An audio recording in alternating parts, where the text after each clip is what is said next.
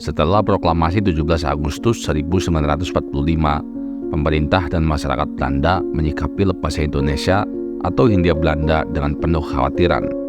Selama ini, kekuatan ekonomi Belanda memang tak terletak pada aktivitas dalam negeri, namun bertumbuh pada roda ekonomi di negeri jajahan, termasuk Indonesia yang punya nilai ekonomi sangat besar. Praktis, kehilangan tanah Indonesia adalah bencana bagi Belanda. Jika Indonesia lepas, mereka bisa membayangkan betapa hancur kehidupan nanti. Besarnya ketergantungan terhadap Indonesia membuat banyak orang bertanya-tanya, seberapa besar sih keuntungan Belanda selama menjajah Indonesia? Mari kita kulik.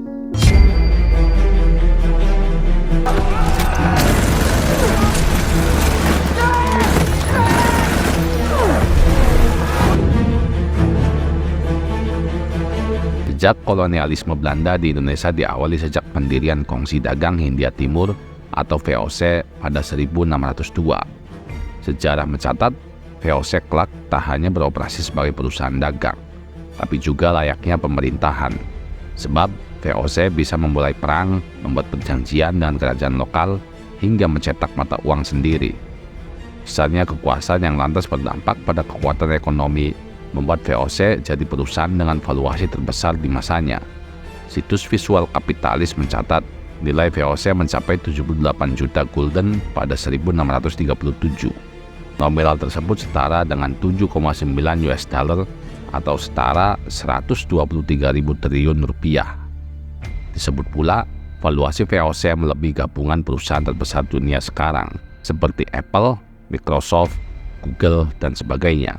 Pada sisi lain, sejarawan Lodewijk Petram dalam The World First Stock Exchange 2014 mencatat valuasi VOC hanya 1 triliun US dollar pada masa kini. Meski angkanya lebih rendah, tentu saja jika dirupiahkan setara 15.000 triliun rupiah.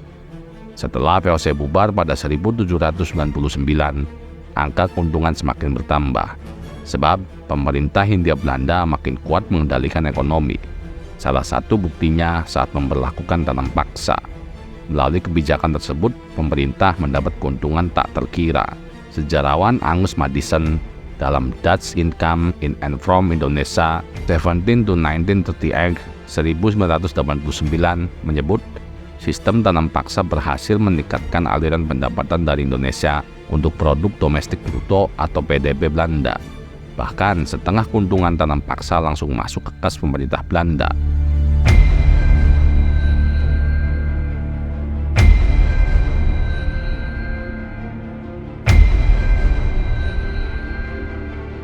Apa sih PDB itu? Sederhananya, PDB itu adalah pendapatan atau keuntungan suatu negara dari berbagai bidang pemasukan. Maddison juga menjelaskan, persentase aliran dana dari Indonesia untuk PDB Belanda selalu meningkat setiap masa. Dana dari Indonesia menyumbang 1% PDB Belanda. Sementara setelah tanam paksa atau periode 1840 hingga 1870 melonjak menjadi 8% PDB. Secara perhitungan, aliran dana dari Indonesia ke Belanda mencapai 234 juta gulden pada 1831 hingga 1850. Lalu 491 juta gulden dari 1851 hingga 1870. Angka segini setara 31,5% PDB Belanda di periode tersebut, ungkap Maddison. Bahkan, Maddison juga menghitung pendapatan Belanda dari Indonesia selama 1878 hingga 1941 menyentuh 23,5 miliar gulden atau setara 398 miliar US dollar pada masa sekarang.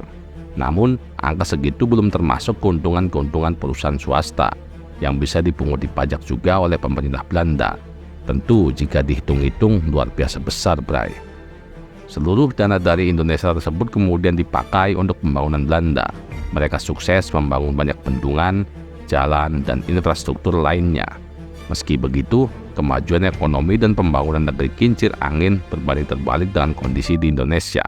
Sejarah mencatat, semasa pendudukan Belanda, masyarakat Indonesia hidup sengsara sebagai warga negara kelas 2 di tanah kelahirannya sendiri. Tak jarang warga Indonesia juga menjadi budak sebagai dampak kebijakan kolonial atau budak di berbagai perusahaan. Atas dasar ini, ketika Indonesia merdeka pada 1945, Belanda ketar-ketir.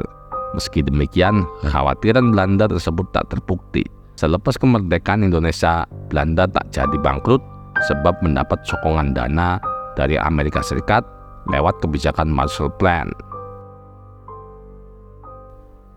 Wow, luar biasa, Bray. Ini bukti bahwa negeri kita adalah negeri yang kaya raya jika dikelola dengan benar. Gimana menurut kalian, Bray? Tulis ocehannya di kolom komentar ya.